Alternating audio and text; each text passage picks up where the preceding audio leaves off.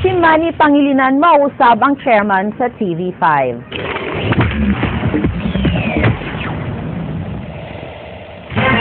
Gipaybaw sa Commission on Higher Education nga dunay 16 ka pribadong tunghaan dinhi sa Sugbo ang nangayog usbaw sa tuition fee. Jinky Baguio, Sugin Limi.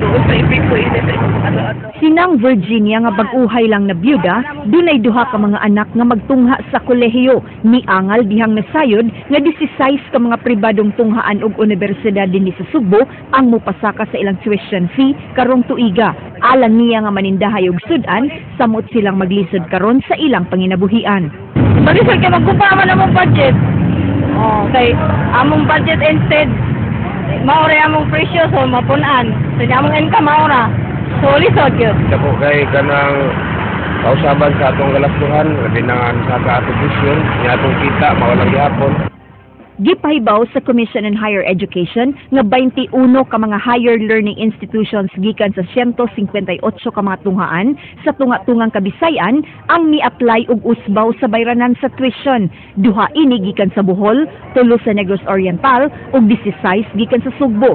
Matud sa CHED, ang pagsaka sa matrikula sa pipila ka mga tunghaan posibleng dunay epekto. I think there is just a small effect. Because if we will get the percentage na only 13.29, so maybe there are some who will be affected. Sa nakalabay nga tuig, mas daghang tunghaan ang mipasaka sa ilang tuition fee. Hinoon walay mga local state colleges ang apil sa mipasaka karong tuiga. Lakip sa tuition fee increase, mausab ang pagtaas sa suhulan sa mga magtutudlo. But when we applied for an increase in tuition and other school fees, 70% goes to the teaching and non-teaching personnel. And then 20% goes to the improvement of the school facilities. Jinky Baguio, News 5. Gibanabana sa DepEd Region 7 nga moabot sa 1.7 million ka mga estudyante ang magpa-enroll karong tuiga. Bisan pa man nga kuwang ang ilang mga lawak sa ringan, mipadayag og kaandam ang Departamento sa Edukasyon.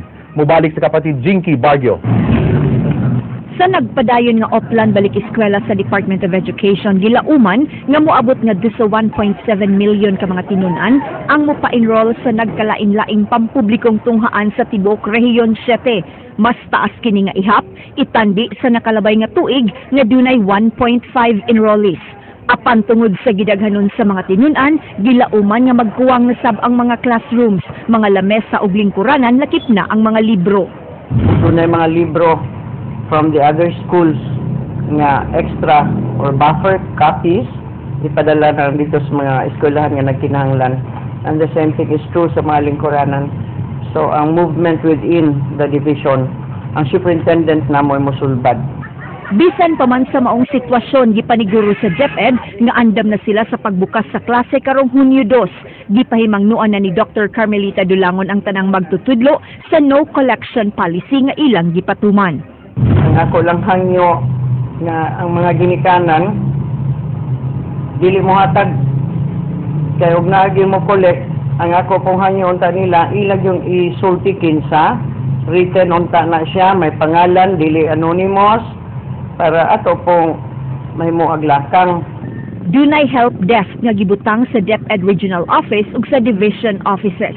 Giauhag nila ang publiko sa pagtawag sa telepono nga naa sa inyong TV screens o pag-email kaha alang sa bisan unsang pangutana kabahin sa balik eskwela. Jinky Baguio, News 5. Tungod lang sa bitin, nisangpot sa dugoong hitabo ang tagay session sa magsilingan kagabi sa Barangay Marigondon, Lapu-Lapu City. Giputlan sa liog ang biktima at tubangan mismo sa iyang asawa. Ray Pasaporte, Sugin Limi. Brutal ang pagpatay sa 54 anyos na si Florencio Lubo kagabi sa may sitio Kalubihan, Barangay Marigondon sa Dakbayan sa Lapu-Lapu. Kay gawas nga gisamad-samaran ang iyang dughan, giabis pa gyud ang liog niini ug gibutang ining ligid sa magsuong Rosel ug Junjun Ostia. Nasayran nga nag-inom og tuba ang biktima ug ang magsuong suspek uban sa usa pa kasilingan.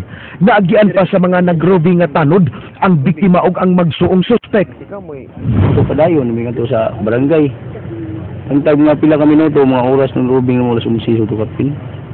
Ang tag pila ka minuto nanay babae nagdagdan dito sa station 4 sa Marigondon. Asawa di anong ipatay di ay. Ngay nagtabang na mo ba kay iyang bana wala kuno gitagud-tagud. Diya gistubangan mismo sa iyang asawa.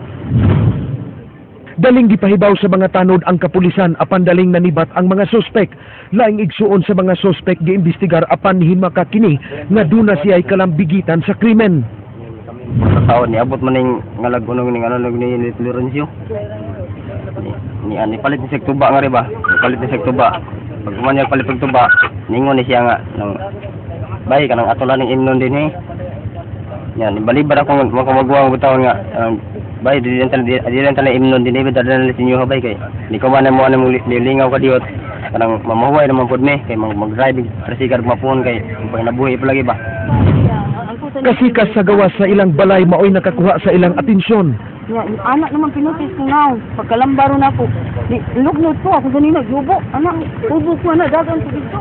Dagan nila ako. Di ko tawag na ko. Dua ka bata. Ako na ko. Ako bata. Ako gibiyaan. Kita gila ko mga bata na. Iwan ay liog sa tatay na. Iwan ay ko anay. Wala mo anak. Nasayran nga atong sa hitabo ana ang asawa sa biktima uban ang duha nila ka anak. Giasoy ni Apolinaria nga iyang giapas ang iyang bana aron pa ulion kay mangumpra sila sa karbon apan iya na hinuong nasaksihan ang gidangatan sa iyang bana. Anak mo si Claro po. Kung anak. Pura may pitsip. Pitsip patay niya. Dagan akong bana dire.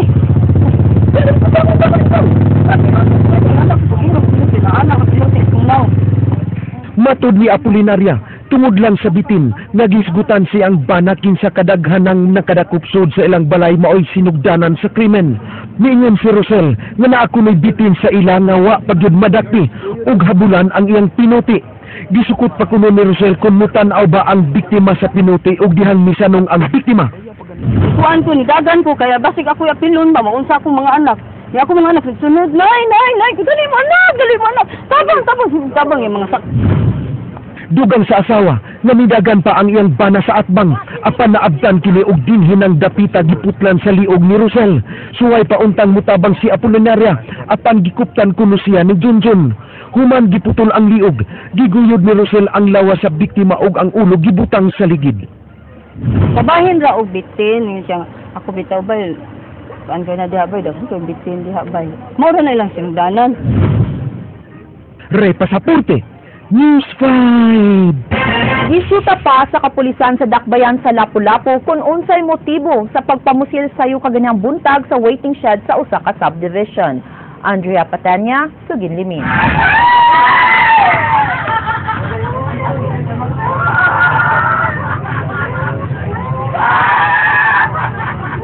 Nagdungan sa pagsabaw ang inahanog kapuyo ni Richel Madera, 33 anyos, kinsa gipusilog namatay din sa waiting shed sa Camellia Home Subdivision sa Dakbayan sa Lapu-Lapu pasado alas 7 ganihang buntag.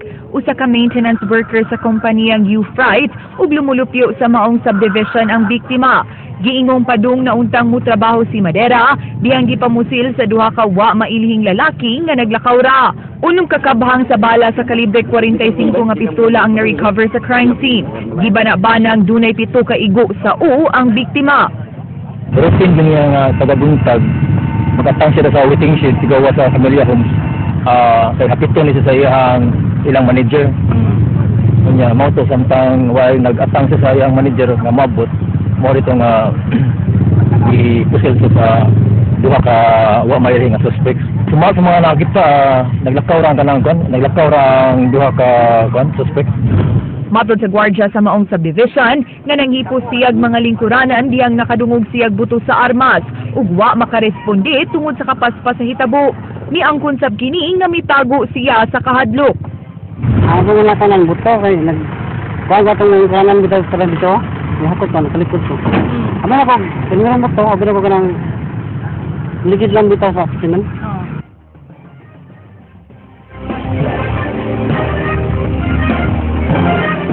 Man mo na, pusil man mo itago ko. Nasayran nga suki sa nagkadaiyang krimen ang maong dapit. Matod sa kapuyo ug mga silingan sa biktima, maayong tao kuno si Madera, mao nga di sila katuo nga dunay buot mo patay ni ini. Ako bala ko, di may kontrabutan kayo na. Ako sa sabihin na ayaw, di ata mitin sa pag-atang. At sa kakikab, baka tayo sikat. Ang waplang day. Wow, kang hinan man din dapita. Basig na ang tingay na siya, ma'am. Ano ba? Basta ang ako ni bawon di sa mua. May nang tao putan ni siya kanang mabunta ganin gawa siya magsahod og tubig. Mga kay katahuran ako. Ay, ang kanoy. Andrea Patenia, News 5. Giobserbahan karon sa katambalanan ang kahimtang sa usa ka lalaki nga gipusil samtang natug sa may carbon market. Padayon sa mga gipangita ang gunman nga wa magtap-tap sa iyang naong ug yan orang nilakaw human mamusil. Ryan Sorote, Suginlimi. Duha ka ladog nga buto sa armas mo'y nakapakugang sa mga tao dinhi sa Warwick Barracks sa Barangay Ermita pasado alas 9 kagabi. Ug sa ilang pagsusi sa pamilya tihumaw sa 38 anyos kinsa naghigda sa lingkuranan, giingon gidulit pagpusil sa wa mailing lalaki. Giingon gidulit sa pagpusil ang biktima sa usa ka wa mailing lalaki nga biduol sa biktima kinsa naghigda sa lingkuranan. Milusot sa ining mga tintang sigarilyo ang usa sa mga bala ug swerteng walay nabagan. Hinirong sa nakoy ko. Dawa ko nirong sa ito yan. Rimingo. Ang kapusil kay Gahot. Yendos, lakpo. Nadali ko gatik-tek. Wala gito kay Gagaw kahit dati ha. Diba, dyan pa dyan pagpusil. Yan na lang milakaw palayo sa hitabuan ang mamumuno nga wa magtap-tap sa iyang naong at tubangan ini mga naninda giing nabuhian sa gunman ang iyang kalibre 45 nga pistola nga mo iyang gigamit sa pagpusil og hinahinay ko nung gipunit ni ini ang armas dala pa hiyom dayon sa kaysa usa ka motorsiklo. Critical karon ng kahintang sa biktima nga daling gitabang. Way nahibaw-an nga kontra ang pamilya sa biktima kinsa nalabdigit sa illegal nga sugal. Ato man subayo nung sa nung darani kanong gitirahan siya. Una ko no nasoday ko suwan. So amo lagi mi sa may utang sa nagutangan niya. Ryan Sorote, News 5.